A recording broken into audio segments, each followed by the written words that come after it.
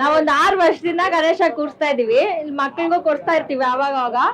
But ಈ ವರ್ಷ ಸ್ವಲ್ಪ ರೇಟ್ಗಳು ಜಾಸ್ತಿ ಇದೆ. ಗಣೇಶ ಮಾತ್ರ ಕಲೆಕ್ಷನ್ ತುಂಬಾ ಚೆನ್ನಾಗಿದೆ. ಎಲ್ಲ ರಾಮ್ ಮಂದಿರು ಎಲ್ಲ ತುಂಬಾ ಚೆನ್ನಾಗಿದೆ ನೋಡಕ್ಕೆಲ್ಲ. ಬಟ್ ರೇಟ್ಗಳು ಸ್ವಲ್ಪ ಜಾಸ್ತಿ ಇದೆ. ಬಟ್ ಚೆನ್ನಾಗಿದೆ ಗಣೇಶ ಎಲ್ಲ. ನಾವು ಇಲ್ಲಿ ಮಾವಳಿಯಲ್ಲಿನೇ ತುಂಬಾ ತಗೊಳೋದು. ಇಲ್ಲೇ ವರ್ಷ ಬಂದು ತಗೊಂತಾ ಇರ್ತೀವಿ. ಚೆನ್ನಾಗಿರ್ತದೆ. ನಾವೊಂದ್ 7 ವರ್ಷ ಆಯ್ತು.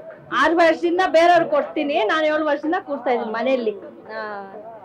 ಚೆನ್ನಾಗಿರುತ್ತೆ ಗಣೇಶ. ಆಲ್ಮೋಸ್ಟ್ ಚೆನ್ನಾಗಿ ಕಲೆಕ್ಷನ್ಸ್ ಎಲ್ಲ ತುಂಬಾ ಚೆನ್ನಾಗಿದೆ. ನನ್ ಸ್ವಲ್ಪ ಕಾಸ್ಟ್ಲಿ ಇದೆ ಅಷ್ಟೇ ಇರೋದು ಇಲ್ಲಿ. ತುಂಬಾ ವರ್ಷದಿಂದ ಗಣಪತಿ ಮಾಡ್ತಾ ಇದ್ದಾರೆ. ಇಲ್ಲಿ ಫೇಮಸ್ ಎಲ್ಲ ಚೆನ್ನಾಗಿರುತ್ತೆ. ಕಡಿಮೆ ದರದಲ್ಲಿ ಸಿಗುತ್ತೆ ನಮಗೆ, ಕಡಿಮೆ ರೇಟಲ್ಲಿ. ನಾವು ಇಲ್ಲೇ ಯಾವಾಗ ವ್ಯಾಪಾರ ಮಾಡೋದು. ಹಬ್ಬ ಚೆನ್ನಾಗಾಗುತ್ತೆ. ಇಲ್ಲಿ ತಗೊಂಡ್ರೆ ಒಳ್ಳೇದಾಗುತ್ತೆ. ನಾವು 30 ವರ್ಷದಿಂದ ಇದ್ದೀವಿ. 35 ವರ್ಷದಿಂದ ಇದ್ದೀವಿ. ಏನಿಲ್ಲ, ಮಾಮೂಲಿನೇ ಇದೆ. ಇಲ್ಲ ರೇಟ್ ಹೆಚ್ಚು ಕಡಿಮೆ ಆಗಿದೆ. ಬಟ್ ನಮ್ಮ ಹತ್ರ ಅವ್ರು ಜಾಸ್ತಿ ತಗೊಳಲ್ಲ.